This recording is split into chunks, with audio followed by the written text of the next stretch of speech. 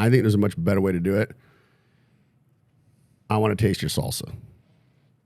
If you make good salsa, you get a quicker path to citizenship. But if you have shitty, bland-ass salsa, you're out of here. Yeah. I thought I was going to turn real gay, but but yeah.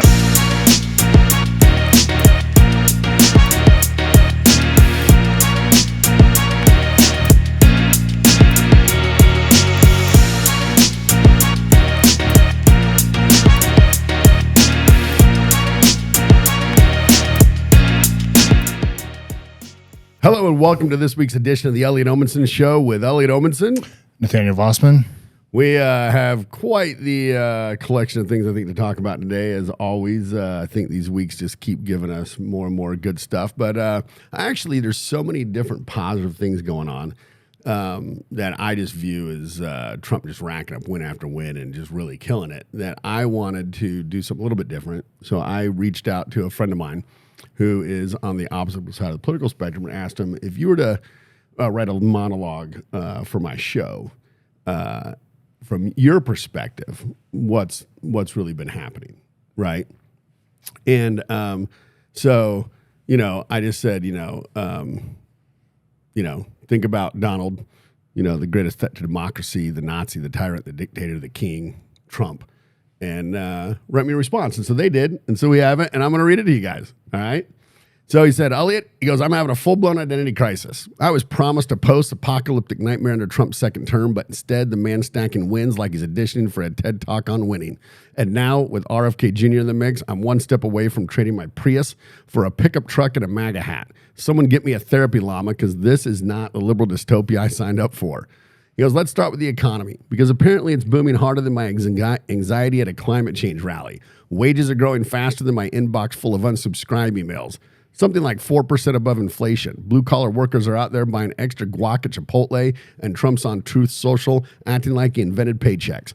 I mean, sure, it's great that people can afford more than instant noodles, but I was banking on an economic collapse to justify my doom scrolling addiction. How am I supposed to cope with prosperity? Then there's this end of the war in Iran nonsense. I had my protest playlist queued up, ready for a gritty war montage, but Trump went and played diplomat. Word is he tweeted a peace dove emoji, and Iran just what? Gave up? No more nuclear standoffs, just handshakes and awkward smiles. My no war in Iran sign is now on a very expensive coaster sitting next to my impeach again mug. I'm running out of closet space for my righteous indignation, folks. Trade deals? Oh, don't even. Trump's waving his pen like it's a lightsaber, slapping 50% tariffs on steel, 25% on cars, and some Liberation Day tariff hike that's got Canada drafting strongly worded apologies. He turned global trade into a reality show, and somehow the stock market's hitting 45,000. I was promised breadlines, not Wall Street high fives. My entire liberal worldview is crumbling faster than my overpriced oat milk foam. Jeez, it's hard to say something this fast. Anyways, he goes on to say the Supreme Court's another kick in the shins. Trump's judicial picks are out there handing him wins like they're tossing candy at a parade. They've blocked injunctions against his executive orders, upheld his power to fire bureaucrats, and even told Mexico to take their gun lawsuit and get lost. It's like the court's got a group chat called Team Trump, where they just send fire emojis. Meanwhile, I'm Googling how to move to Canada while crying into my Ruth Bader Ginsburg prayer candle. And the big, beautiful bill, it's not just a bill, it's a whole personality. This monstrosity's got $8 billion a year for ICE, tax cuts for billionaires, and probably a clause for a Trump-branded hospital wing to go with his perfume and sneakers. But here's the kicker. It's got medical provisions that have my head spinning. They're ending insurance pre-authorization, which means no more begging your insurance company for permission to get a stethoscope waved at you. Apparently, 85% of Americans were fed up with waiting weeks for approvals, and now doctors can actually, doctor without filling out a novel's worth of paperwork. I was ready to write a manifesto about corporate greed, but now I'm stuck wondering if I should be grateful. Grateful to Trump? I need to lie down. Oh, and speaking of health, enter RFK Jr.'s Trump's Health and Human Services Secretary, who's out here acting like he's the love child of Dr. Oz and a kale smoothie. This guy's got insurers agreeing to voluntarily streamline prior authorizations, which is like getting toddlers to voluntarily eat broccoli. He and Dr. Oz, yes, that Dr. Oz, stood at a press conference calling it a monumental accomplishment that affects 260 million Americans. They're promising faster approvals, fewer procedures needing pre-approval, and a public dashboard so we can all shame insurance companies when they deny claims.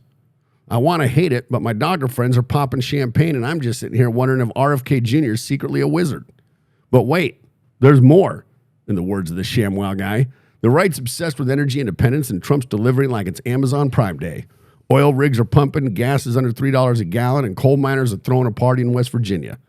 My Prius is thrilled, but my Gold Solar bumper sticker is feeling personally attacked. Why can't we just argue about windmills again? Deregulation's another feather in Trump's cap. He's slashing red tape faster than I can say EPA. Please save us. The right calls it a win for small business, but I'm over here wondering whether my local river is about to glow in the dark. They're saying it's unleashing the free market, but I'm saying it's unleashing my existential dread. Border security? Oh, please. The right's acting like Trump built a moat around the country. Deportations are up. Border Patrol's got shiny new drones. That $8 billion in the bill is probably funding a wall with Trump's face on it.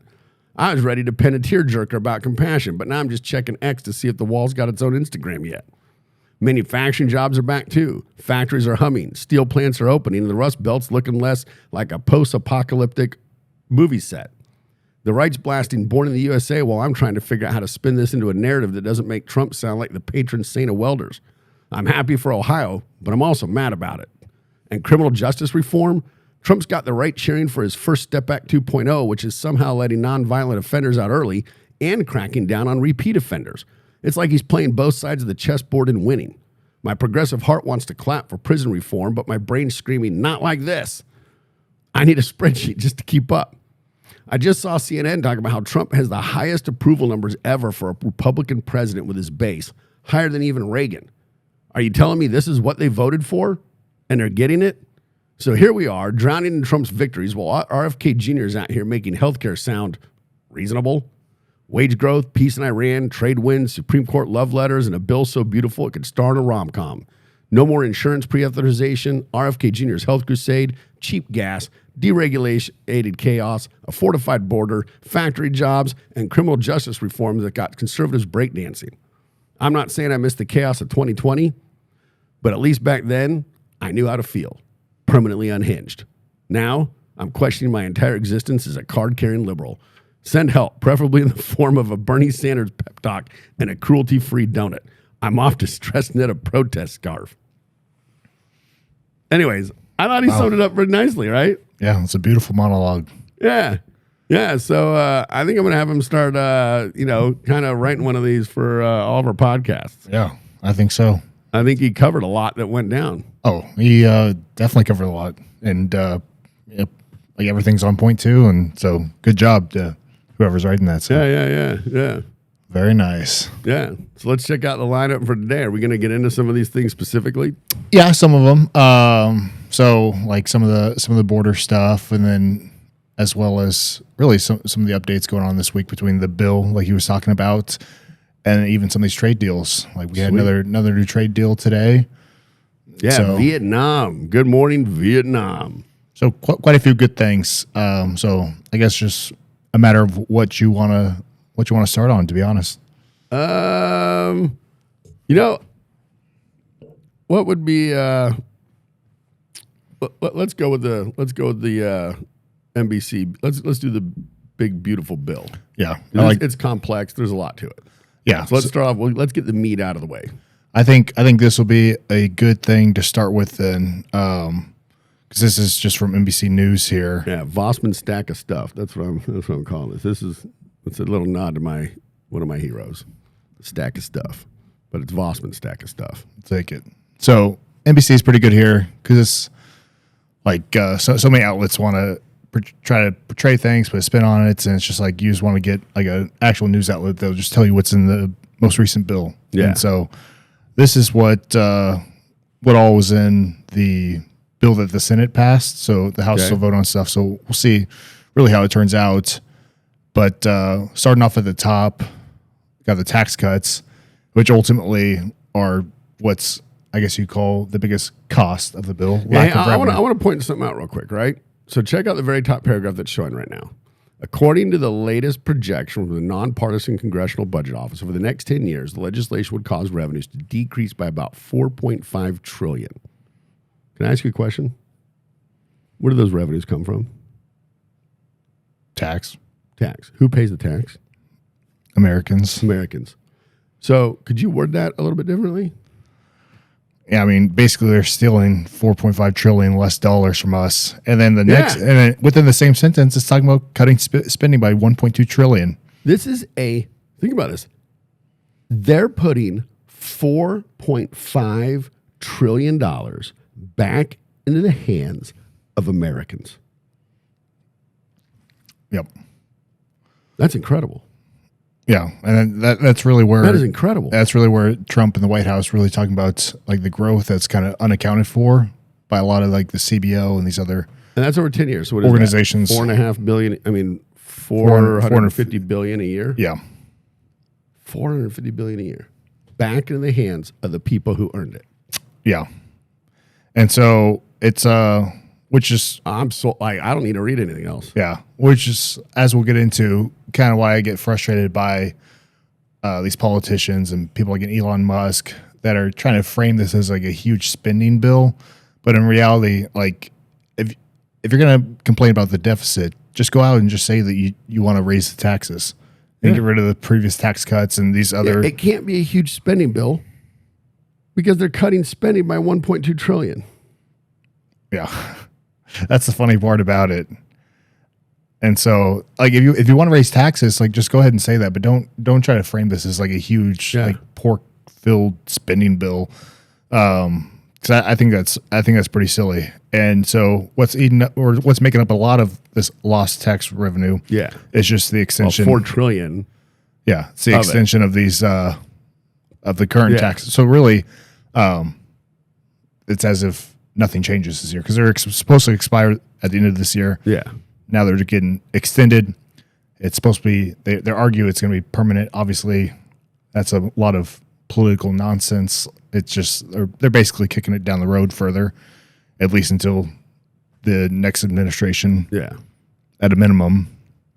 But yeah, that's $4 trillion. That's everything that's within the 2017 tax bill.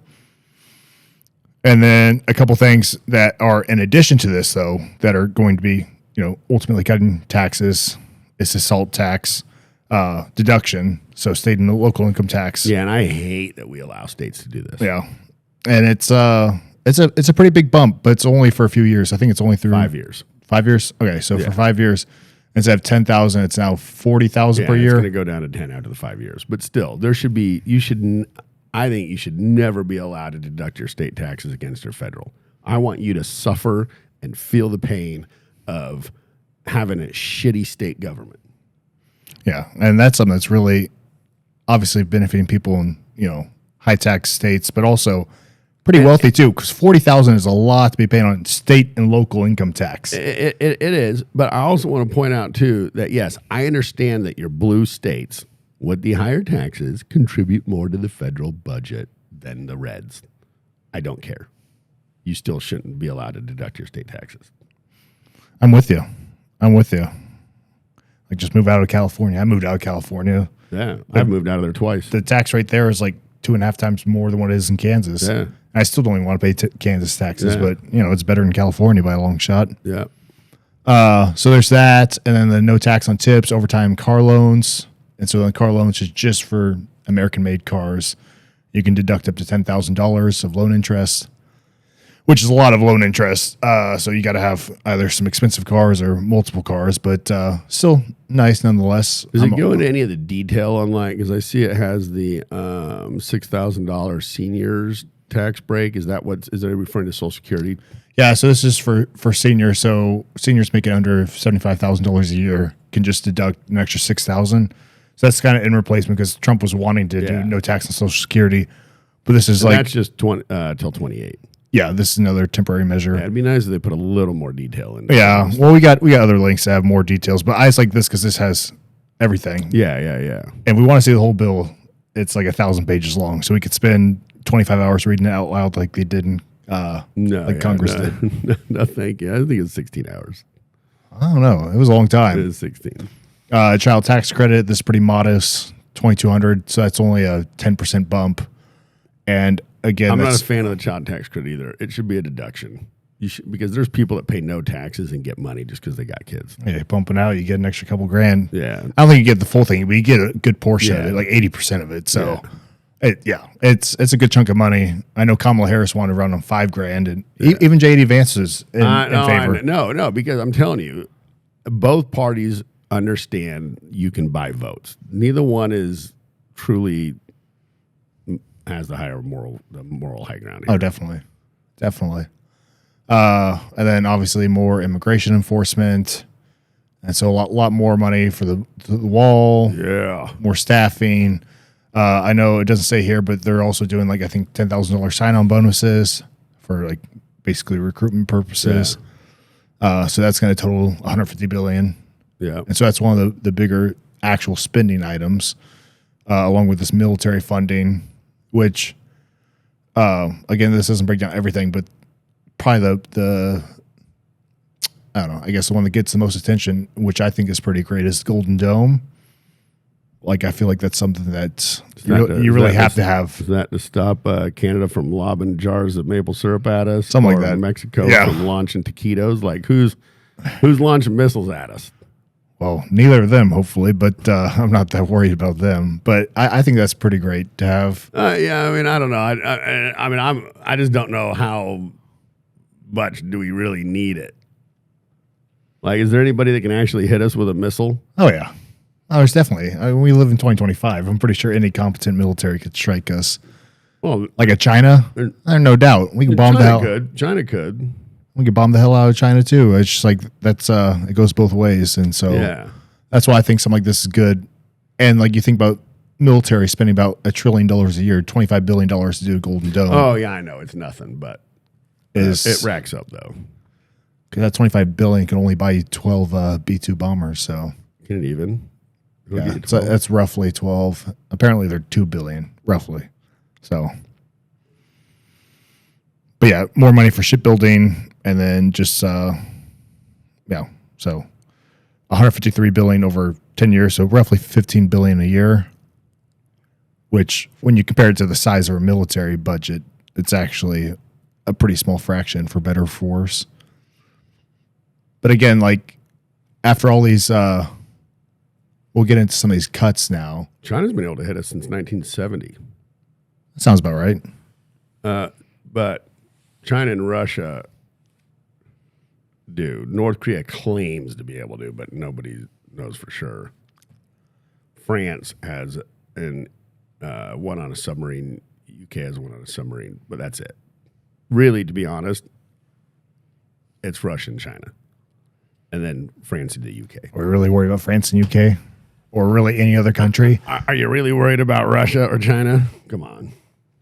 They're antagonistic. But Russia can't even beat the Ukraine. And China would suffer the world's biggest economic collapse and chaos and unrest. And that'd be the downfall of their entire government. But, But anyways, whatever. $25 billion for Golden Dome. Yep. I don't like it. I get stuck on it. Medicaid cuts. That's where a lot of the cuts are coming from. Yeah. Right? Aren't we? We're shutting down all the rural hospitals and kicking all the old people off of it, right? Something like that. And then also those work requirements, and that's for people under the age 65, I believe, able-bodied, don't have kids. You can't make able-bodied people work. What's wrong with you? Yeah, it's all 80 hours. And I believe within the 80 hours, that includes volunteer work, school, classes, whatnot. What? And so you didn't take them out of the casino and make them go to a job? Yeah. So I think the biggest complaint from the left on that is just they're talking about, the paperwork and this and that, and maybe kick people off. The Democrats don't believe people can even get an ID to vote. How are they going to fill out paperwork? Yeah. So people are worried. You know who started this, don't you? Clinton? Yeah. Yeah. This, once upon a time, was a principle of the Democrats. See, I feel like something like this isn't even a Democrat thing. I can't even pin this on Clinton. I feel like it's not a Democrat thing, Republican thing. It's just like, why do I parents? don't know. It makes sense to me. I don't really know how that would. If your kid's under the age of 14, you don't got to go to work? I was working when I was 10. My parents went to work. What do you think a latchkey kid is? Yeah, and I'm also confused under the age of 14 because, like, I don't know, most 14-year-olds are, and I guess maybe during the summer, but like during the school year, it's like, I mean, they're at school 35, 40 hours a week. You can get out of the house 80 hours a month. So yeah, kind of weird, but so that seems pretty reasonable to me. And I think we'll get into some more stuff because this doesn't really get into a whole lot here. But there's also the restricting, like these state fees, basically. Like the states, I think as of right now, I think it's a 6% that they can charge these healthcare facilities, and then basically use that tax, that fee, and put that towards Medicaid spending, which means the federal government has to spend more money matching. And so it's kind of a dumb loophole. So I think they're moving it from 6% to 3.5%, if I'm not mistaken. All right. So that, in a backwards way, reduces like the federal liability as far as how much we have to pay. And then Medicare, Affordable Care Acts, that's a waste, fraud, and abuse. I'm really not sure what's all quite in that necessarily, but it's $170 billion. Well, there's a couple golden domes for you. Yeah, a few. The SNAP, that's something we hear a lot of. And a big one of that, again, is just the work requirements. And again, people are just complaining about that, just about the fact that, there's going to be errors, administration errors. And apparently there's going to be a lot of people going back to work if you're going to save $285 billion. And then... Isn't that crazy? Just think about that. What they're telling you here is that $285 billion, is this over 10 years or a year? Yeah, these are all over 10 years. Okay. So $28.5 billion has been, right? Yeah, well, I don't know if all of that's from it. Again, I think we're going to get into a little more detail. Whatever. Some amount of money with the billion on the end of it. Yeah, it is billions. Has been going to people who could have been working. Yeah, because there are some people that just... It's been going to able-bodied adults under the age of 65 who have refused to work 80 hours a month. A month. You do that in a week. Yeah. It's not that much in a month, I'll tell you that. Yeah, for most people, that's a week and a half of work. Yeah. Probably a week and a half, but so not that much. Yeah. And again, like I said, that includes people who are in school, like college, they can't really complain about this because, their schooling counts towards that. Yeah. Or if you're in between jobs, which theoretically you shouldn't be in between jobs that much and expect to be on Medicaid. But even then, thank goodness sorry, I'm skipping ahead. I'm just reading that. I'm just like, hallelujah, we are getting rid of federal subsidies to wind and solar. Those are the two biggest fucking scam bullshit things. Oh yeah. Oh my goodness, it's about time. Yeah, and they're phasing those out by I think 2028, and then also you have to pay a tax if any of your supply chain comes from China. So I'm pretty sure it's any adversary, but I think it's really only China, to be honest. And when they say they added a tax incentive for coal production, that means we're gonna spurn coal production. The United States has the largest coal. We are the Saudi Arabia of coal. There's massive amounts of coal. And coal is an incredible fuel source. Oh, yeah. So that's good. And then just a little bit of, I think this is more of a spending here. But this sweet. Space We're going to program. throw Elon $10 billion to get him to shut up and quit shitting all over Trump. Yeah, I'm sure. At least he can be happy about that. I mean, that's we'll see if that actually goes to SpaceX or anybody. Yeah, Maybe not at this point. But $10 billion there, and then a couple of smaller line items ultimately. $25 million to held deorbit this international. I think it's supposed to be help. Help deorbit. Yeah, it's supposed to be help, but I think deorbit. So I think basically it means bringing it back, and then and this is suspiciously a lot, but $85 million to just take the space shuttle from the basically I think the museum. I think it's in Washington. All right, Vosman, I have a one. genius business idea. For $80 million, we'll move it. We're going to save them $5 million. I think we got to figure out how to transport I that guarantee thing. you for $80 million, Yeah. we could just take that thing apart to pieces, ship it in FedEx, and put it back together Yeah. for 80, and we'd probably make 40 million out of the 80 million we charge. Probably. Like, that's just bizarre how It's got to expensive go from that is. Virginia to Texas. Yeah. Yeah, it's The it's space bizarre. shuttle. Yeah, that I'm not quite sure why. $85 million. Somebody's fucking cousin owns the space shuttle transportation business. They're doing quite well because of that. It will be the only gig they've ever taken as a company. They're going to make $85 million. It's going to cost them $5 million to do it and $80 million in profit. And then from there, this is something that we knew was coming for a while was this college endowment tax. Yes. And so I'm not exactly sure how they're breaking it up, but it's, based on the size of the endowment. So it's an 8% tax on investment income for the wealthiest, 4% and 1.4 on smaller endowments. And so that's going to, but this isn't a whole lot. Let's be real. It's less than $1 billion. No, it's just fun to screw with them. But it's still there. Which, And then- by the way, I'm completely against that being in there. You guys don't mistake what I'm saying. I'm 100% against the government ever putting a tax on anything or anybody other than foreign countries through tariffs and excise taxes.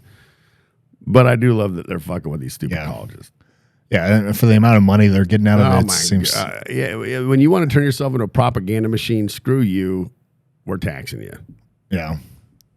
This is a good one though. This is Again, beautiful. This is the very best thing in small, the whole bill. very small, but it's still important, and I think this is pretty common sense. Like I don't think this should ever be part of Medicaid. Hell no. Nobody's tax dollars should be going to pay for that crap.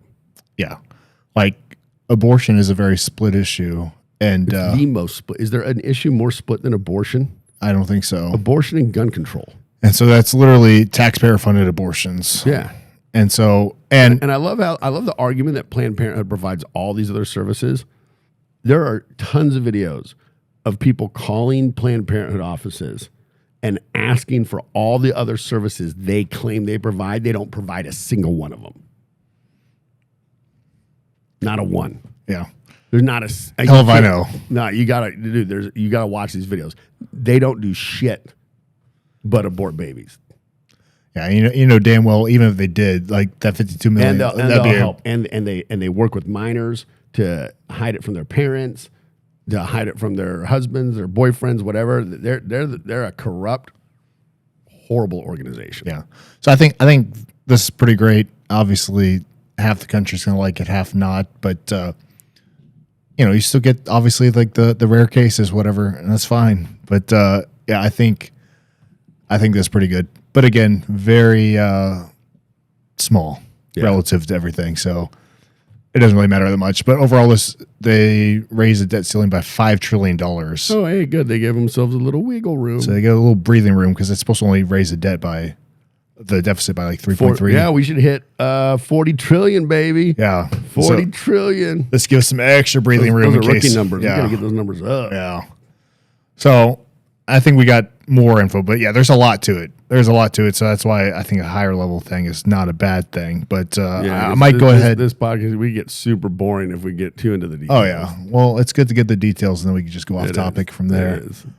Yeah, there's a bunch of nonsense here, but basically, I think the House has to good. vote. We're gonna get into this. I wanted to get into the CBO because I think they're I have my own opinions about them. But yeah, this is just like this is Grok breaking it down. I don't know if this completely matches up with what we just looked at, but it's just saying that there's only like a few $100 billion of like extra spending, which looks pretty accurate compared to here. So it's just talking about, I think it's just dumb. It's like less than $500 billion, which again is a lot of money. $75 billion of new spending. And it's actual spending. Yeah. And it's like, I just hate when people are talking about how much it's like a spending bill, because there is, don't get me wrong, there is spending in it. Of course. But like the deficit issue comes from tax cuts. Like if you want higher taxes, just say it. That's fine. But another thing is that, normal spending, like paying for things like Medicaid, whatever, maybe wouldn't fuel growth quite as much as a tax cut would. And so like a lot of these projections from the CBO don't really take that into account, which is fine. But another big thing that they're not taking into account is the tariff revenue, of which, this year we might see, I don't know, $300 billion. And we don't even have absurdly high tariffs on. And then we got a tariff deal like today, a trade deal like today, Vietnam, and that's 20%, and they're okay with it. Yeah. Well, and then, they use a static GDP number or economic output number. I think it's 1.8%. And so it doesn't matter what happens or not. Right. And so that impacts revenue flows and all of that. Exactly. It doesn't really account for any growth or anything of that matter. But this is like a lot of stuff in here, even after it's been passed through, the Senate and everything. It's still a lot of it is what Trump ran on. Yep. And Trump also ran on tariffs. And again, if you take the two of those combined, it's pretty much like a net neutral. It could be a net positive, it could be a small net deficit, but it's not this huge, like crazy spending bill that Elon Musk is trying to say, that every Democrat in Congress is trying to say, and all these mainstream media outlets are trying to say. Yeah. No, and there's a lot still going on with the trade and everything like that. I mean, you're watching a complete reshuffling of foreign economic policy, and we're 5 months into it. Yeah, and so far it's looking pretty dang good, and we've scratched the surface. Yeah, and so like this has lots of tax cuts in it, of course, and that's what's making up all this deficit. But then again, the tariffs, and what if like all these mainstream media outlets and people in Congress been saying, they're saying that tariffs are a tax on American citizens. And it's like, okay, do you want to either end the tax cuts that we have now and raise taxes that way, or, do this tax, the tariff tax? The tariff tax has the potential to create jobs in America, which a tax doesn't. Yeah. And it's just like bizarre to me. And it just makes no sense, because like if we didn't have tariff revenue, maybe Trump would have went ahead and just raised taxes. He obviously showed that he was willing to at least raise the tax on the top bracket by a couple percent. Yeah. Of course, that didn't get put in, but he was advocating for it actually. But it's just like people are intentionally being dumb by like not acknowledging the fact that there is tariff revenue coming in. Yeah. And ultimately, the only thing that's really going to be stopping it is another administration down the road. Because there's really no need. Like they could basically stay where they're at now. We keep making trade deals to solidify things, but we'll just assume like a base 10% tariff. When Ocasio-Cortez is elected in the next election, she will just do what Biden did, just undo everything. She'll undo everything and then vouch for higher just taxes on people, of course, or higher taxes on the rich, and we'll see how long that plays out until everybody just leaves. But I don't know. It's pretty silly. I think there's just a lot of people just being intentionally dumb about it, and Elon Musk is unfortunately one of them. Yeah. What do you think is up with that? Right? I mean, he is just like super. Like, if he's mad, this is a spending bill. They're spending too much money. It's like, what? I mean, they're cutting it by 1.2. Was it 1.2 trillion they're cutting spending by? Yeah. Like, how much more spending do you think they could possibly cut out of it? Yeah, there's a net of like, almost like $1 trillion cut. And then from there, it's just like an extension. And how would they ever get it passed? Yeah. And then he's talking about he's going to primary every Republican who votes for, and he's going to start. I'm like, come on, man. Like, yeah. I thought you went back to go focus on testing. I think Elon might be overestimating how much of an impact he could have, because he's claiming he helped Trump win the last election, which is obviously not true. Trump was never down in the polls ultimately at any point, whether it was against Biden or Kamala, and he swept Kamala pretty good. And I think Elon Musk might have had like a 0.1 or 2.2% change on like the national popular vote, which obviously would not have been close to affecting the election. No. So that's fine. And then, because like, for example, like Elon was talking about like supporting Thomas Massey, and I forget which state Thomas Massey's even from. Is that Kentucky or something? Yeah, I think it's Kentucky. But But the funny thing is that there was a poll, and I saw it. I might have to pull it up. It was like the poll was like basically like Thomas Massey or anybody else. Like it could be like any other candidate, and Massey would lose by like 20-30%. So there's no way that $100 million from Elon Musk would do anything. That is a beautiful sight right there. This is Carl, everybody. And he is not happy to be on my lap. That is a thick ass dog. You should watch him back the thing up. Yeah, dude. Wow, that's impressive. That's a body on him right there. What do they call that? Big back? Yeah, he's a big back, but like a sexy kind, Sexy big back. Like, I don't think he's actually fake. He's just, he's just built. Well, he's cute. He's got a cute face, a little curly, cute tail. Oh yeah, yeah, we like him. Yeah, he's a keeper. But yeah, like Elon Musk, his like money is not going to do anything, and then also he's going to primary 50 senators? Yeah. It's ridiculous. And I love it. He's like, if this is the last thing I do in this world, I'm like, well, I mean, it might take every dime you got. Because imagine how much money he'd have to also spend. Because the only like people that he can really get would be people who are at some point anti-Trump. Yeah, because Trump is so pro on this bill, and who's going to get elected that way? Yeah, nobody. Because where are Trump's approval numbers among Republicans right now? Pretty 63% strongly support. It's 63%. And within that, it's like over 90% approval. Let's actually pull up his approval rating right now. Because if I had to guess right now, he's probably 45 to 50. Yeah, I think 45. 45 nationwide. 46.4. 46.4. Which isn't bad, but I think some 50.3. Dude, he is killing it. Yeah, some polls are kind of comical, but I think you get some pretty wide ranges, and ultimately, will we go to the same period of time for Biden or Obama? I like. I think a good little links right under there. I think a good one is his 538. Yeah, 11.8 silver. I haven't used this in a while. I think they shut the site down. Yeah, that might be why. I don't know why. I think they. Yeah, well, he's got his own website. Yeah, or something. he went over that. I'm not sure if it's how popular. No, let's go back up. How popular is Donald Trump? It was the very first thing on this page.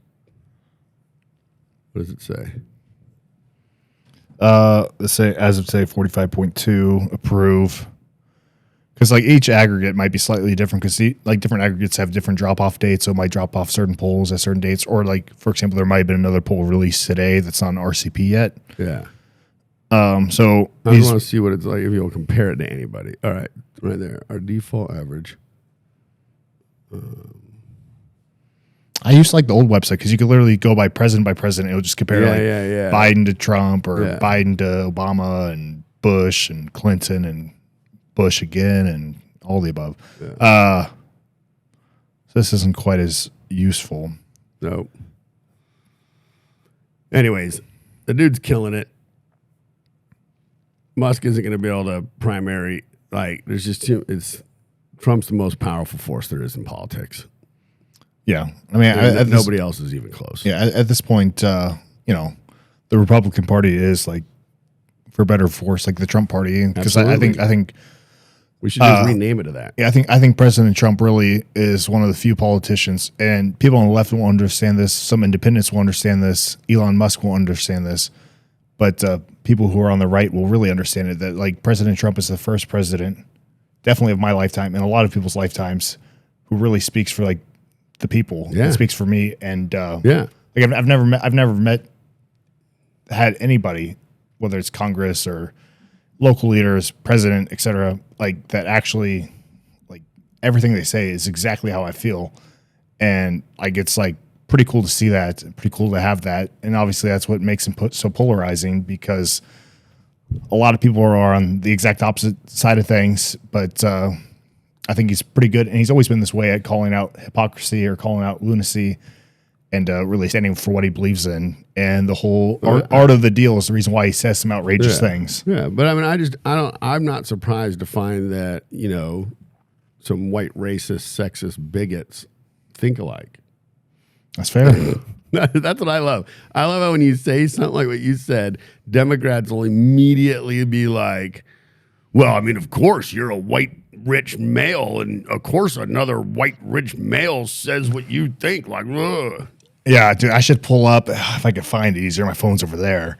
I guys remember it was probably about this time last year, after the first assassination attempt, I had posted something on my Instagram in support of Trump, and obviously I got some mixed messages. Some in support, a lot against, but some of the things were just like bizarre. Like I had one guy, I'm like, dude, what the hell are you even on, dude? Like I understand like you hate Trump, but like some of these things are like just bizarre. Like he was saying that like. He was like, of course you like him because you're a white fucking piece of shit, blah, blah, blah. Yeah. He was like, if you could, you would execute gays. If you could, you would like enslave black people. Like, and then if you could, you would do this. You would, I don't know. Like, that was just crazy because, I mean, you kill the gays. Who's doing your interior decorating? I love Popeye's chicken. I mean, I guess you could still get that even if you had black people enslaved. I'm just saying, why I don't want to get rid of these people. I love tacos and salsa. I was gonna say that they said I was gonna like put all the brown people in cages and shit. Yeah. I was like, bro, come on, like just like I'm just like one of like the 100 million like Americans that support the guy. Like it's not that absurd of a position to like stand up for like someone after an assassination attempt. It's like fucking 5 hours after he got his ear damn near shot off, and like most reasonable people, even on the left. Like my brother, for example, who's on the left, like he was like, he was the one who texted first about it. And he's like, yeah, I don't care what your opinion, like political opinions are. Like, this is pretty fucked up. Like the attempt on Trump's life, which is a reasonable thing to say. Cause if like Biden got fucking shot, like I'm not in favor of that. Like that's the last thing you want is like, is anybody. You might have thought he got shot and he had just fallen over on his bicycle. That is true. We had to double check, but he turned out to be okay. Or he tumbled up the stairs going onto the airplane. Yeah.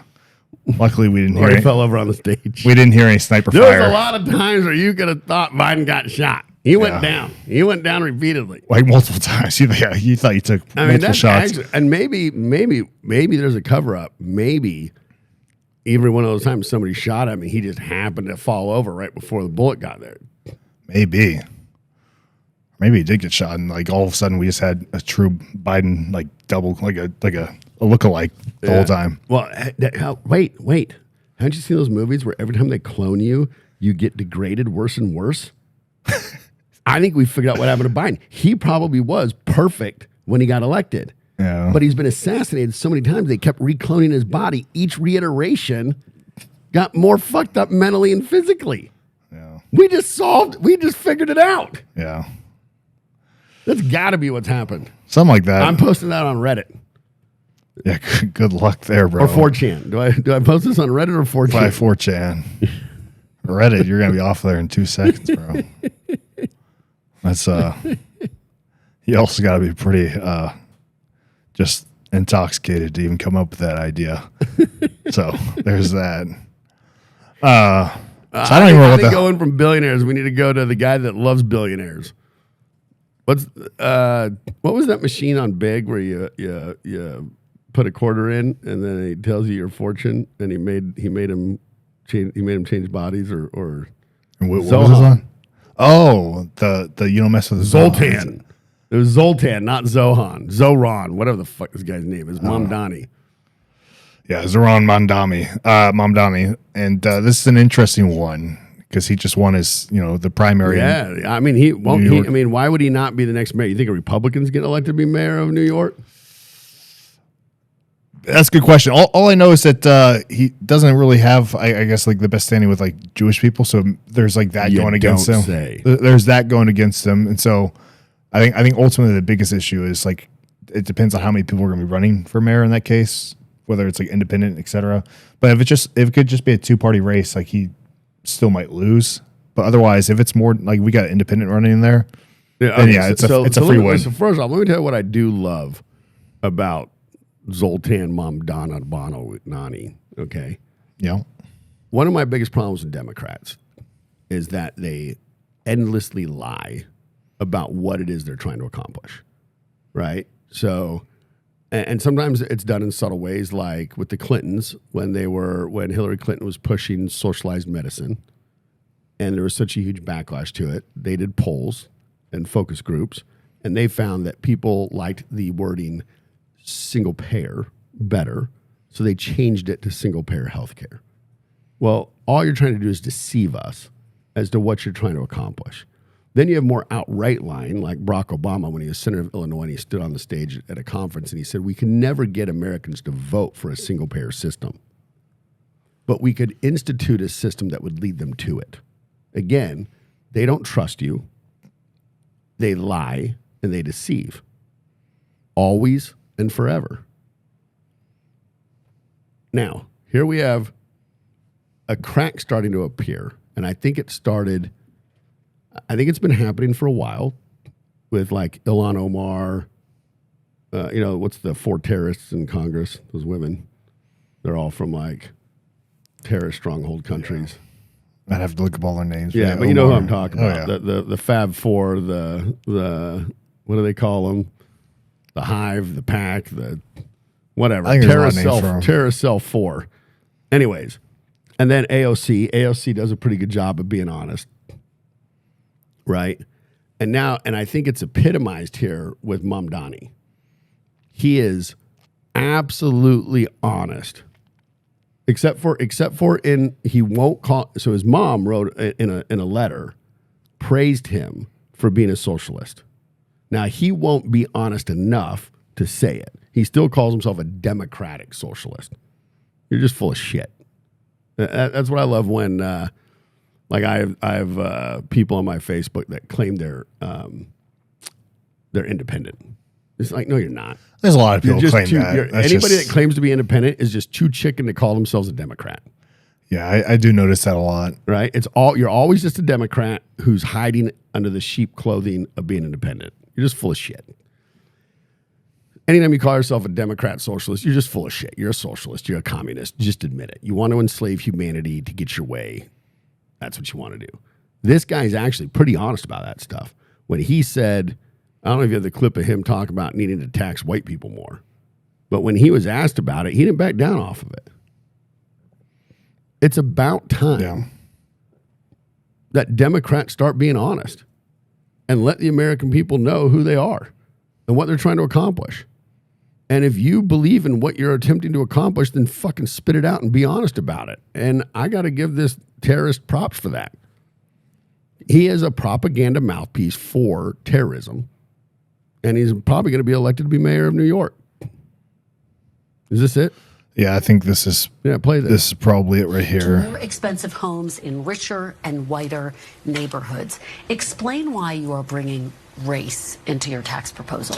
That is just a description of what we see right now. It's not driven by race. It's more of an assessment of what neighborhoods are being undertaxed versus overtaxed. We've seen time and again that this is a property tax system that is inequitable. It's one that actually Eric Adams ran on saying that he would change in the first 100 days. He's since sought to defend it and lost at every juncture in court. And I understand you're saying we're simply describing the types of neighborhoods that would see these increase in taxes, and yet by invoking race, do you run the risk of potentially alienating key constituents? I think I'm just naming things as they are. And ultimately, the thing that motivates me in this is to create a system of fairness. It is not to work backwards from a racial assessment of neighborhoods or our city. Rather, it's to ensure that we actually have an equal playing field. And right now, what we see with the property tax system is one that is overtaxing a number of New Yorkers and undertaxing others, and an inability of political will to resolve that. So no plans to change that language on your website? The focus here is to actually ensure a fair property tax system, and that the use of that language is just an assessment of the neighborhood. All right.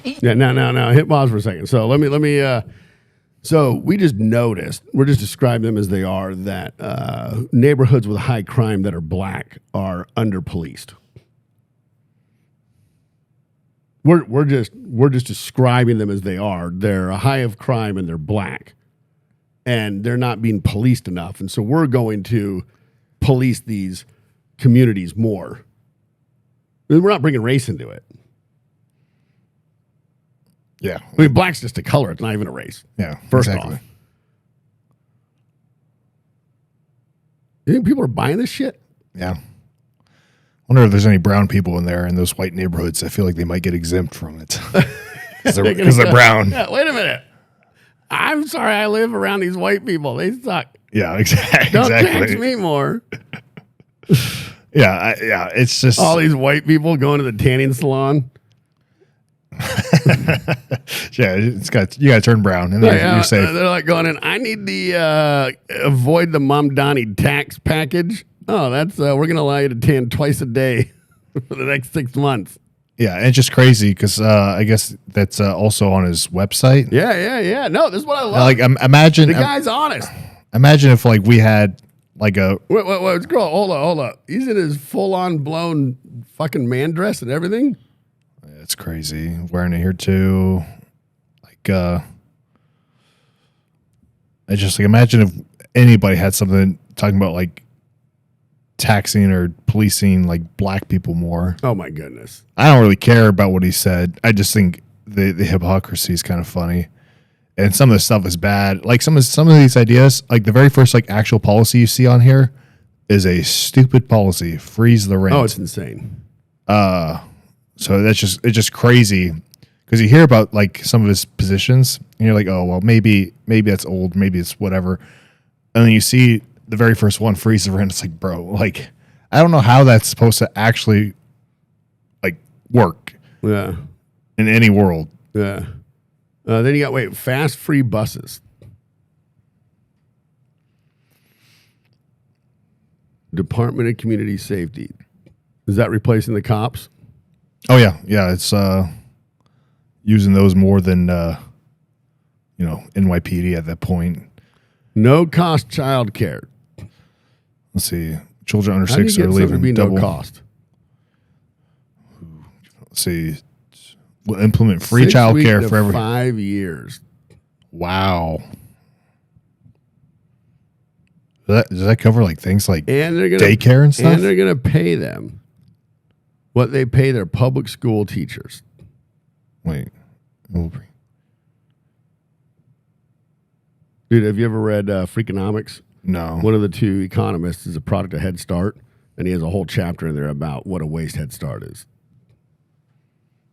Yeah? Yeah. Well, he goes, just think about it. He goes, you're telling me that you're going to take a kid out of the home away from a undereducated, overworked, overstressed woman, and you're going to put him in a room with 29 other kids being supervised by another undereducated, overworked, overstressed woman, and this is somehow supposed to help? Well, none of this stuff sounds like it's going to help much because you go from... I just like the fast free buses. I want to read about this for a second. Their buses are the slowest in the nation. How are they going to speed up buses? Yeah, but then you make them free and they're going to be better. I don't know. Yeah. So you make them free, which expands the usage of them, most likely. Right? Yep. So that'll be interesting. I think I read someone here had done a pilot program on this. I'd be curious to see how that works out. But yeah, you go freeze the rent. Sounds horrible. Free buses. Community safety. No more cops. Which is kind of crazy. Mental health advocates. No cost child care. Didn't they have a guy rape a dead guy on their subway just like a month or two ago? Probably, yeah. Probably. People are fucked up. No. They had an illegal immigrant rape a dead dude on their subway. Yeah, I'm pretty sure it was New York. Yeah, I'm pretty sure. The only two places that could possibly be is New York and Chicago. I'm pretty sure it was New York. And then maybe LA. Yeah, maybe. But yeah, definitely New York. Yeah, and I Chicago. love this one. City-owned grocery stores. And this because grocery stores, big grocery stores, are sheepers creepers. But it's like the only grocery stores that will be around after this will be Why like the real big names subsidizing private grocery stores. They say they already are. Click the read more at New York Times. I want to read more. We might have a paywall here. Yep, there we go. All right, never mind. It's not. I would never give them $1. It's just like crazy to me because like a lot of these policies are just like benefiting big corporations, which I thought they were against, like freeze the rent.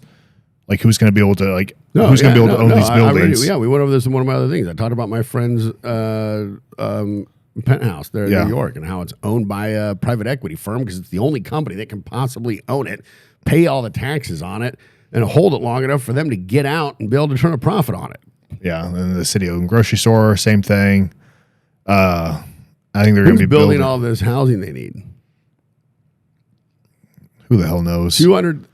We will put our public dollars to work. So tax. But fully staffed the housing agencies. Oh, they're going to address the legacy of racially discriminating zoning. They want to increase density. Their transit hubs.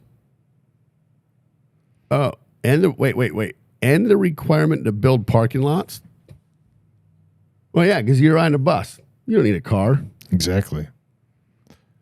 Oh, bad rent. 1 in 10 renter households reported a lack of adequate heat.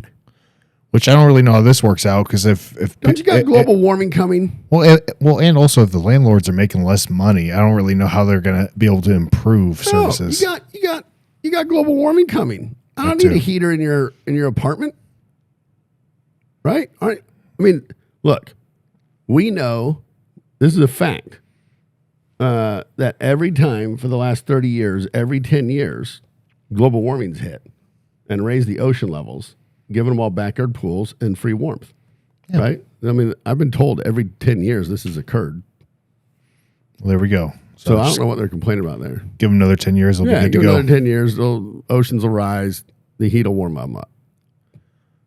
So also raising the corporate tax rate, and then obviously taxing the 1%. I just love anybody that thinks a corporation can pay a tax, but whatever. And also like this, I don't know, like in New York, I mean, I guess maybe that's 1%, top 1% is 1 million annually. I don't know, but that's a 2% tax that he's paying or charging. And I just feel like between a lot of these is that he's going to have less and less millionaires and billionaires to tax. They're all even. If he gets elected, they're all out. Because I don't need it, right? I can own a property there. I can make so he's claiming one of the things he wants to do, and it's not on this website for some reason, is that regardless as to where your corporation is headquartered, you have to pay that corporate tax on all business, all goods, all services, all business done in the city of New York City. Yeah. Yeah. That is what he said. And so yeah, a lot of these are just like policies I hear and they're just like head scratching to me because it's kind of like the idealistic liberal low information voters. Because these are all idealistic policy. It's like, for example, I live in an apartment. I would love to never have my rent raised again. But in reality, like I know that would never work out. That's the fact of the matter. Like if I was going to own a property and have people living in it, and then after 10 years, I can't raise like the rate at all. Yeah. So here, check this out. New York residents are taxed on their worldwide income, while non-residents and part-year residents are taxed only on income sourced in New York. And I don't know why he says they're taxed the same whether it's $50,000 or $1 million, because their income rates are progressive from 4% to 10.9%, depending on income level and filing status. All right.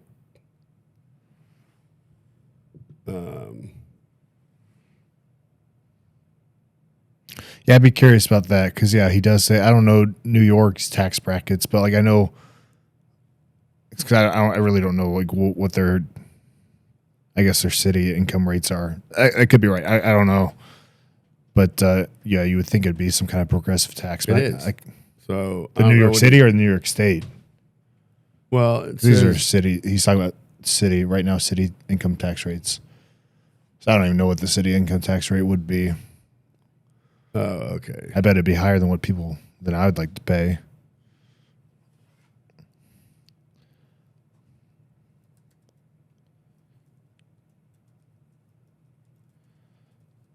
And that might be, because New York City imposes an additional personal income tax on residents, which is separate from New York State income tax. So No, that statement's not wrong. Again, this is progressive. It's not that progressive, right? Well, the statement on the website is not wrong. It's not? No. What did it say? According to this, it's saying 50,000 or 50 million is the same, which would be realistically. Oh, yeah, because it goes up starting at 12,000 to 50,000. Everything over 50,000 is the same. Yes, correct. I don't know what we. Except for a head of household, it's on over 60,000. Wow. 3.876. Yeah. Non-residents don't pay it. All I know is like I'm hearing all these taxes, and I just prefer not living there. Oh, of course. So I'm actually looking forward to it. I think it'd be great if someone like him got elected. It's not ideal, but he's pretty extreme, and ultimately there's like obviously no way that like these policies would ever end up with the positive results over the course of really any period of time. So I'm all in on Zohran. I'm a big fan. I would love to see him get elected. Oh, I absolutely would. I am a huge believer in giving Democrats what they want. Yeah, it's like a little project to watch. I would love to keep up with that. And then to go along with that, this isn't one of those policies on the website, but he's very anti-ICE, and he is continually, taking an anti-ICE stance, supporting, the people of New York City. And so let's go ahead and just, go against federal law in this case. Deportation. Are you committed I'm not gonna to play the whole keeping video. New York as a sanctuary city? Absolutely, because ultimately we've seen that this is a policy that has kept New Yorkers safe for decades. It's a policy that had previously been defended by Democrats and Republicans alike until the fear-mongering of this current mayor. And it's a policy that we've seen ensures that New Yorkers can. I wonder why Eric Adams changed his mind on things. It's almost as if we had and it's one that I will be like proud to stand up uncontrollable for. immigration in the last few years. Right. Has said that he is planning to deploy ICE agents to New York, worksite enforcement to essentially increase and enhance the number of ICE agents here. If that happens on your watch, how do you plan to handle it? We have to stand up and fight back, and we haven't seen that from our current mayor, who has instead been working with the Trump administration to assist in their goal of building the single largest deportation force. I'm gonna stop it there because I think it's a pretty bizarre way to end it on that video. Just working with the Trump administration as if that's such a bad thing. And I think Eric Adams is like smart enough to say that like it has become an issue. Yeah. Not that it wasn't an issue beforehand, but a sanctuary state, a sanctuary city. We have all that immigration past few years. Yeah, it is an issue, and it's not that crazy to work alongside federal government. That's pretty bizarre to me. And I just think it's funny when I hear all these mayors like a Karen Bass, who's also very anti-ICE. And it's just like, dude, you're a mayor of a city. I get it, it's a big city, LA and New York City, but it's the federal government, dude. Yeah. Yeah. It's dumb. Yep. Dumb. And I don't know if you heard about CNN basically doing an ad for that ICE Block app. No. Did you not hear about this? Oh, dude, this is pretty bad. At first, I heard about this. I was like, oh, it's probably not that bad. And so you'll see it. There's an app on the App Store that basically will show the location of where ICE is heading next, kind of. Okay. And how so, are they getting that information? Good question. This video might kind of say it a little bit more, but like I read this, this caption here, and it's like, WTF, CNN just basically ran a promotional segment for an app that tracks ICE activity in real time. I was like, oh, this is a bunch of BS. It's probably not gonna be that bad. Then I watched it. I was like, bro, they kind of did just like promote this app. Administration steps up ICE raids and mass deportations. One tech developer is pushing back with an app designed to track ICE activity in real time. It's called ICE Block, and it's controversial to say the least. CNN Claire Duffy is with us now. How does this work, Claire, and what are the legal implications? Yeah, John, I talked with Joshua Aaron, who is the longtime tech worker who developed this platform, and he said he really wants it to be an early warning system for people about the location of immigrations and customs enforcement officers. So he says he does not want people interfering with those officers' activity, but he does want people to be able to avoid them altogether if they want. So you open the app, it looks like a map, and users can tap the map to report an ICE sighting in their area, and then everybody who uses the platform within 5 miles of that sighting will get a push alert. This is a free iPhone app. It is anonymous. Aaron says he doesn't collect any user data. And what I think it's is really anonymous, it's interesting about free. this in this moment is we've seen so many of use the it to biggest avoid, leaders in tech federal law support enforcement. President Trump. But Aaron is sort of an example of the fact that there are people within the tech industry who are really resistant to Trump's policies. I asked him what he would say to those tech leaders who, for example, were at the inauguration. Here's what he told me. Take a listen. This isn't important. I'm gonna skip that. It's not that important. No way. I never guessed that's what he'd look like. Yeah. It ain't that important, but it's just funny to me. Like, oh, it does this, it does that. Don't worry, it's free. It's anonymous. You can download it right here on the App Store. Here it is. This is what it looks like. Here's the interface. Yeah. And but of course, like what's beautiful about this, like you said, crowdsourcing. Like I think ultimately now that it's out there, it's gotten like the opposite effect of what I think CNN was hoping for. Because now people can just hop on there and put a bunch of false sightings of ICE. And it basically renders it useless because there's nothing stopping people from like doing a false sighting because like, you know, how are you supposed to prove it's false or real? Yeah. So that's good. I just thought that was Dude, if I was ICE, bizarre. I'd get on the app and I'd like post, I'm sighted over here, and then I'd go over there. Yeah, dude, come out a little bit. Yeah, dude. It's just funny to me. And like why that they thought that was really even a good idea to, I don't know, promote it that way. Yeah. And so I know Trump's talked about it too a little bit, and he thought it was pretty ridiculous. And you know, Trump hates CNN. That's like the classic fake news media. So no big surprise there. It just continues to be bizarre to me about like how much like people like just like feel like they can be against like federal law enforcement. And I don't know, just the way my brain works. I've just never understood the argument about like I don't know, you can go ahead and like break the law, but then feel like you should be completely free from consequences. Exactly. And there's different levels to it. And so like obviously I wouldn't say, some people might disagree, but I wouldn't say all illegal immigrants are equal. Like I think, especially in my opinion, outside of like obviously the bad ones, the criminals, I think a lot of the people that came in over the border the last like few years should be more subject to deportation because I don't know. It's just definitely more deserving because you can't just in the last few years versus people that came in 10 ago. Well, yeah. Well, I say that just because you can't just have an administration come into power and then basically not enforce a law, like intentionally not enforce a law, and then like when the next administration comes in, like you can't clean up that mess. Like the ones beforehand, because obviously those administrations weren't enforcing the law either, but or they wouldn't. It's a completely different degree. Like even under Trump's first administration, there was some illegal immigration, and so he did a good job of shutting it down. Yeah, but it's like a slow leak over time. Yeah, and is that ideal? No. Is he doing better this time? Yes, way better. Oh my god! But there's like a slow leak. Yeah. Of illegal immigration. Trump 2.0. That's fine. It's like the difference between Arnold Schwarzenegger in Terminator 1 and whoever that guy was that was the liquid metal dude in Terminator 2. I mean, Trump 2.0 is just like mind-blowingly better. Like I think I read that there's like zero. Yes. Like people coming in. Yes. Last month. Yes. Zero. Like not a single one. Zero. There's like a few thousand encounters. Zero. But like they all got, sent back and zero cross. And it's just crazy to me. And I think I could be wrong, but like it was like the total amount of encounters, it was like something like 6,000 or something. It was equivalent to like half a day under the Biden administration. And let me read some quotes to you from Mexicans south of the border.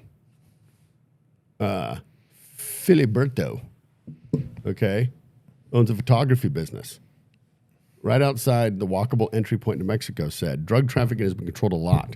There's barely any now. It's not like it used to be. Juan, I know it might sound like I'm making these names up. A little bit. but somebody else made them up in the news story. An entrepreneur at a local eatery told Fox News, "We've gone through very tough times because although right now, this past year, these last 2 years, there's been some calm in terms of insecurity. In earlier times, we had a lot of problems." Someone else said, "In fact, we've never had as much calm as we do today."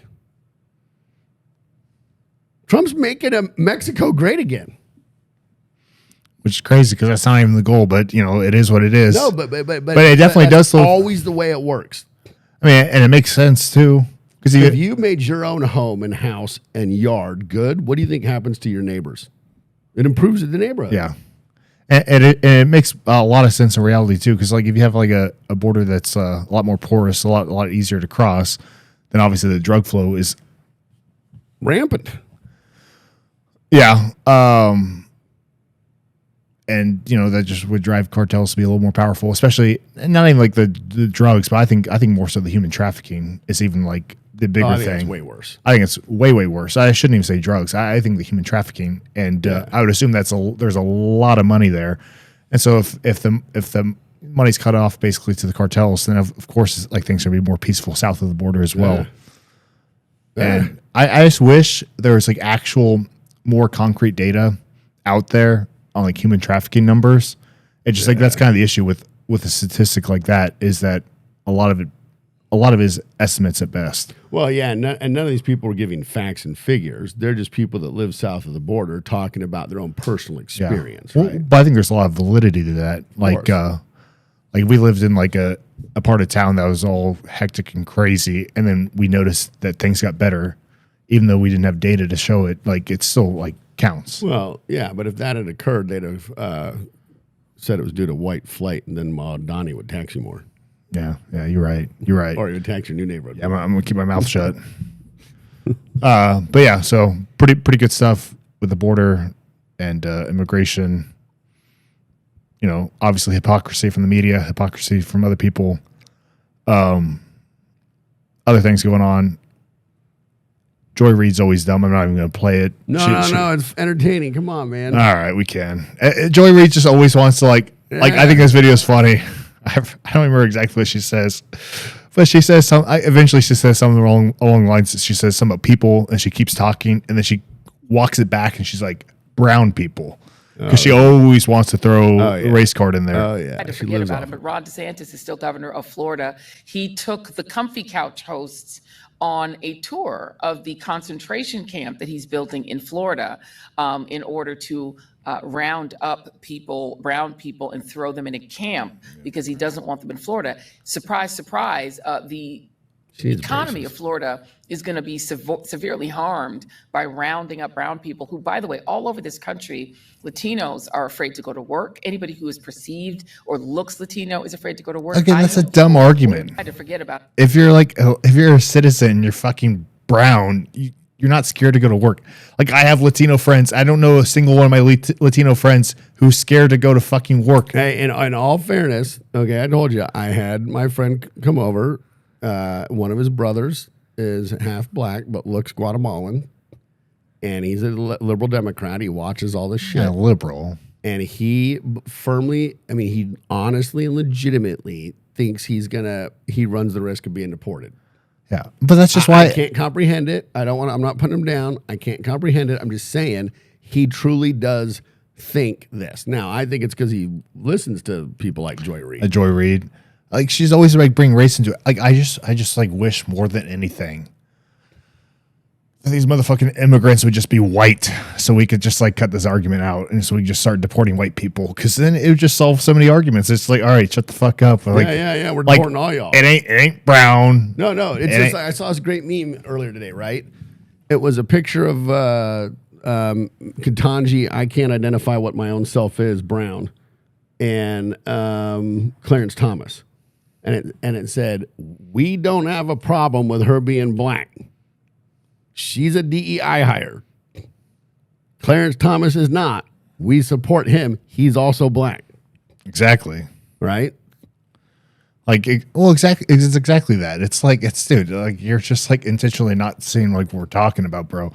It's not because you're brown, it's because you're a legal immigrant. And like the fact that she's talking about Latinos like being scared to go to work, it's like people who think that are just because they listen to you. And it obviously is like there's no merit to it. No. But so speaking about merit, right? So I don't know if I agree with you. Like people that came in a couple of years, the last few years should be deported before the people that came in 10. I think there's a much better way to do it. I want to taste your salsa. If you make good salsa, you get a quicker path to citizenship. But if you have shitty, bland-ass salsa, you're out of here. Yeah. I thought I was going to turn real gay. But but yeah, I mean, I'm all for it, though. That's what I do. I think there should be bake-offs. I'm cool with Street that. vendors. I think we should have like... If you have a 4.8 or a higher rating on your taco truck or Mexican restaurant, lawn care service, house cleaning... I'm just trying to be like a Democrat and be really racist as to what all the jobs our Mexicans do. 4.8 and above on Yelp, you get an accelerated path to citizenship. 4.7 and below, you're out. You're out. Yeah, you got to take the cream of the crop. That's, yeah. Yeah, and sorry to everybody from India. I don't want to eat your food. You're all... Luckily, I don't think there's too many illegal Indian immigrants. So, no. Unless you're... Yeah. They all seem to be legal. Yeah. For better or for worse. What's another group? Let's do another group. Let's see what they need to bring to the table. You got Asian people, bro. You can't get rid of them. They're doing all the math and science and shit. Okay, I got to tell you. So my daughter told me one day that she came home. She was really proud of herself. She told her mom and I that she got accepted into the most advanced math class at her high school. And I'm just like, one of my kids? I don't think so. It just smelled fishy. And so I'm like, Madeline, how many Asians are in this math class? And she thought about it. She's like, none of them. Yeah, you ain't in the top math class. Somewhere in your school, there's a room. It's the top math class. Yeah. It's all the Asian kids. Yeah. You're in like, a little bit better than average white kid math class. Yeah. Yeah, I was gonna say, there's no way. Yeah, like don't you gotta have be coming at me with that bullshit. You're in the top math class with no Asians in your math class. some Chinese kids, a couple Indians, a couple That's the top math class. Yeah. Just go look at your orchestra. They're your math class. Yeah. I'd say it's fair. Yeah, definitely. It's not gonna be full of white people. No. All this racist against white people. There can't be if you're telling me there's not a single Asian in your math class, get the fuck out of here. Yeah, there's something wrong with that dude. Definitely. That's a red flag. Yeah. But, good for her, though. She's in the smart white person math class. Yeah, that was still worth patting her on the back for. Yeah, it's like, she's white, so you got to, hidden her, like, it's not limit. like she really needs to be good at math. She's white. Yeah, exactly. She got other things going on for her. Yeah. So, good for her. Yeah. All right, what else do we got here? What time is it? Yeah. 19? Yeah, it's... we end this with 4th of July? You got a great 4th of July link up there. Do I? Hell yeah, you do. Let's see which one. Gallup poll.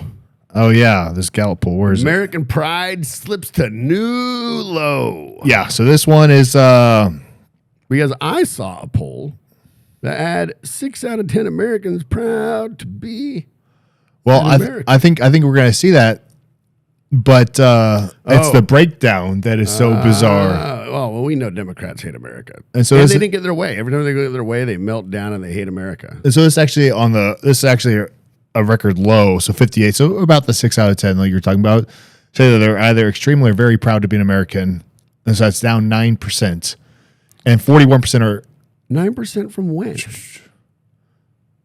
Okay.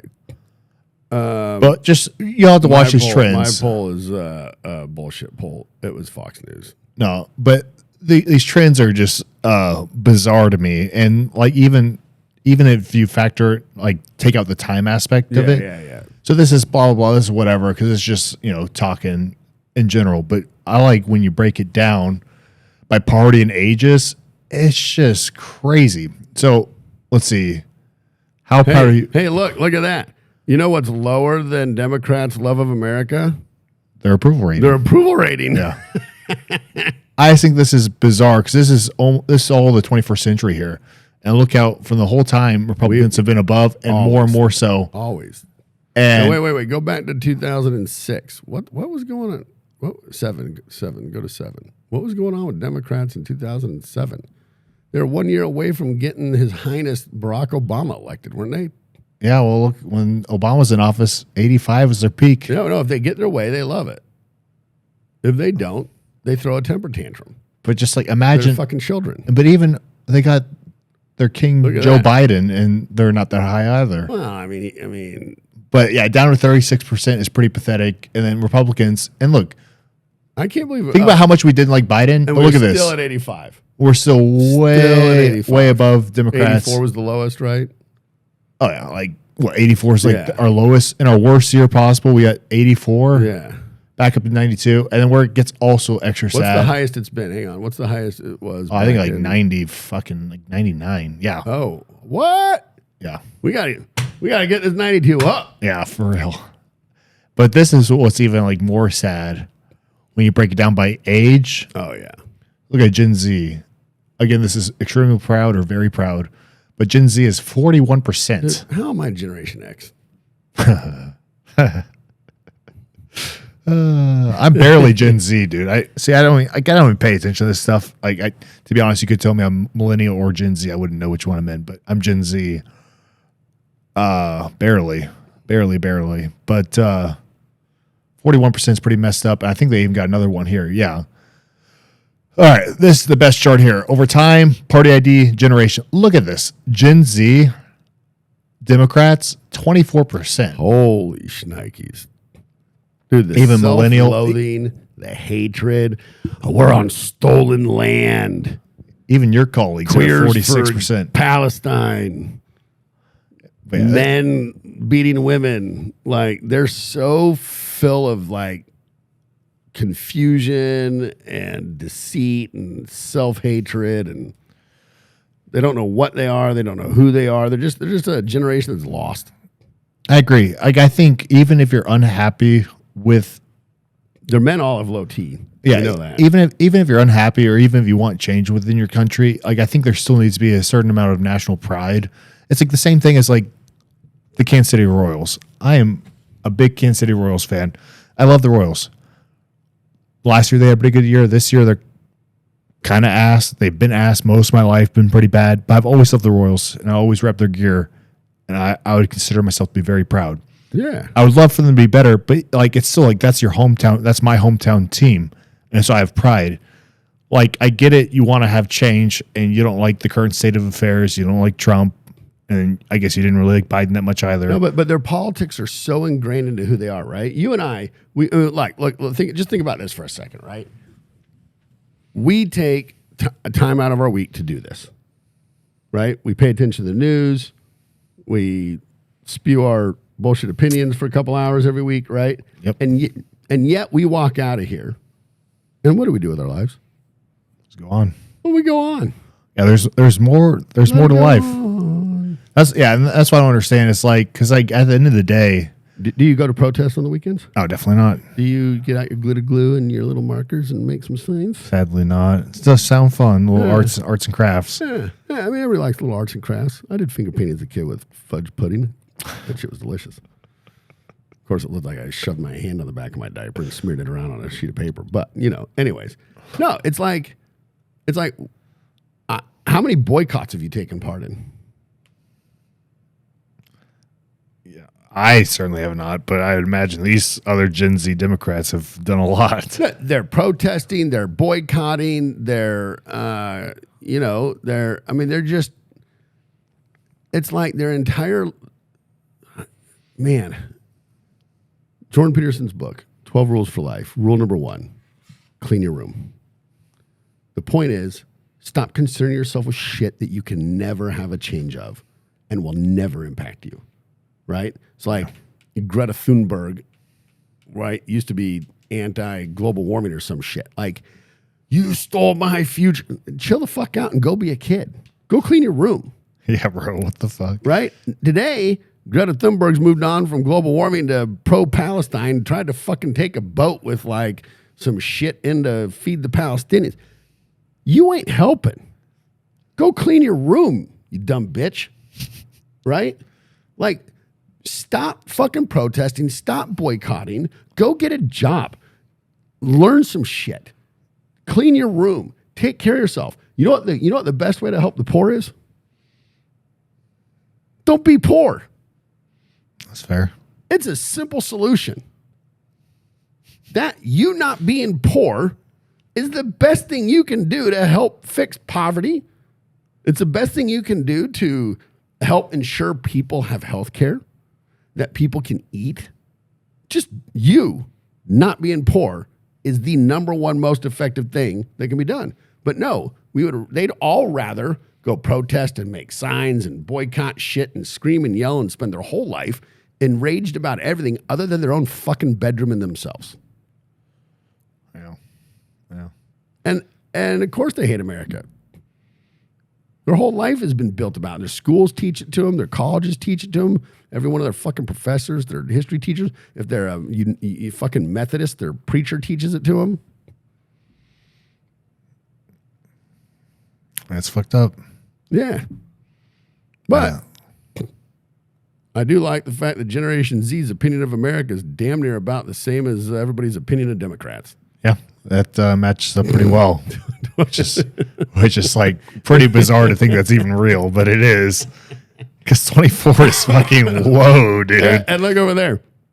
Gen Z's opinion on America matches with the strongly approve of Donald Trump.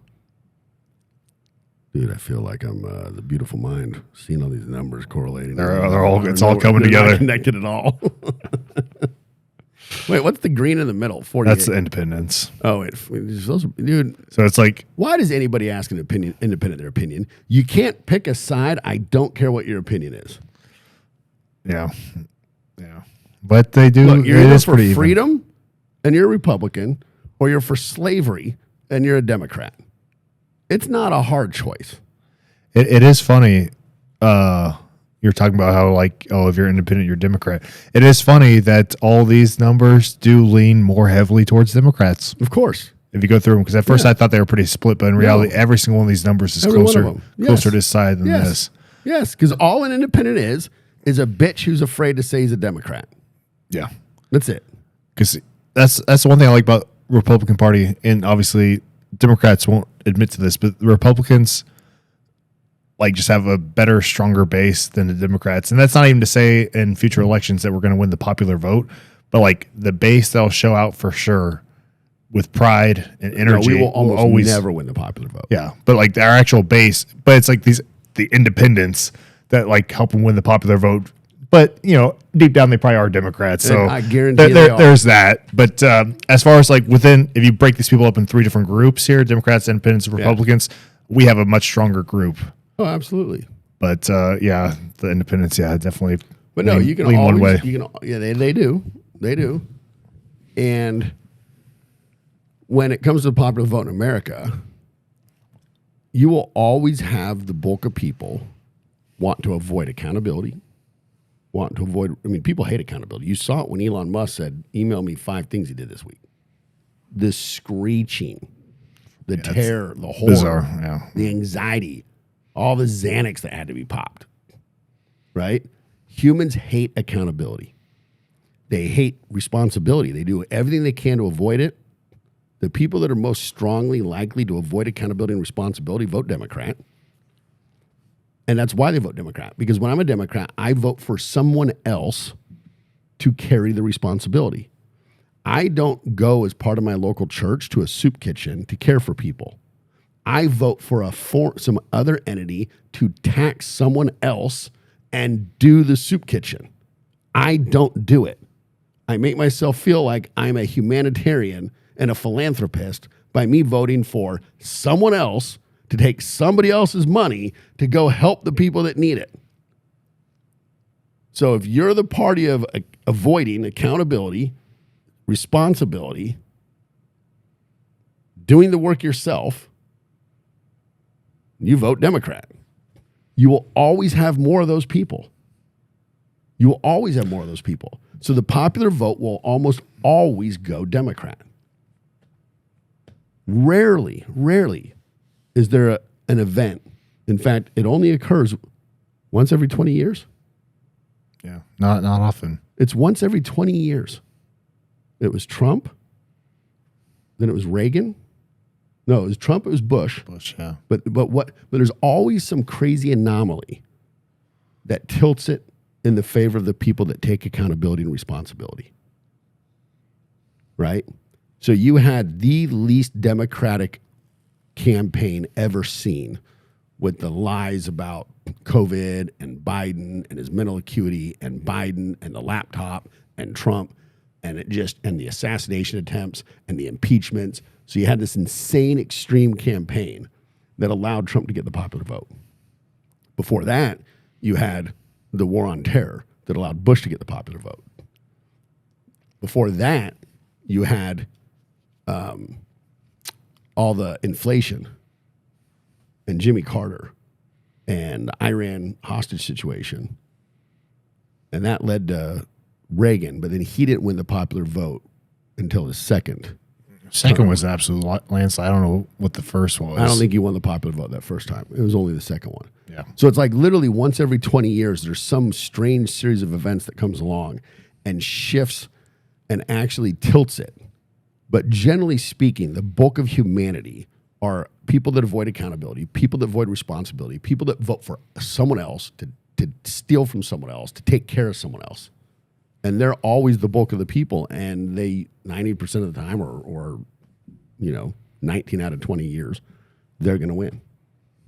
But we defeated them 5 months ago.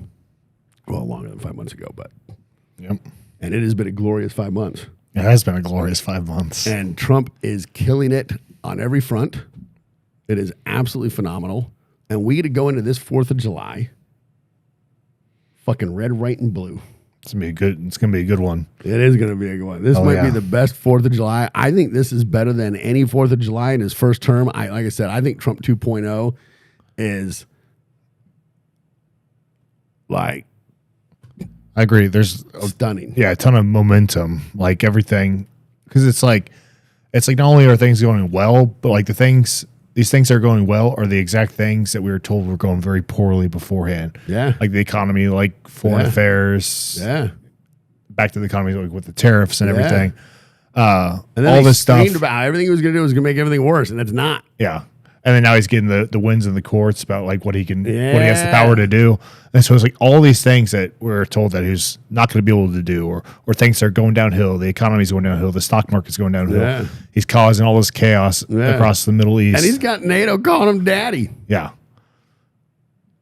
That sums it up pretty well. Yeah. So, hopefully in 3 more years we can start putting his head onto Rushmore. Exactly.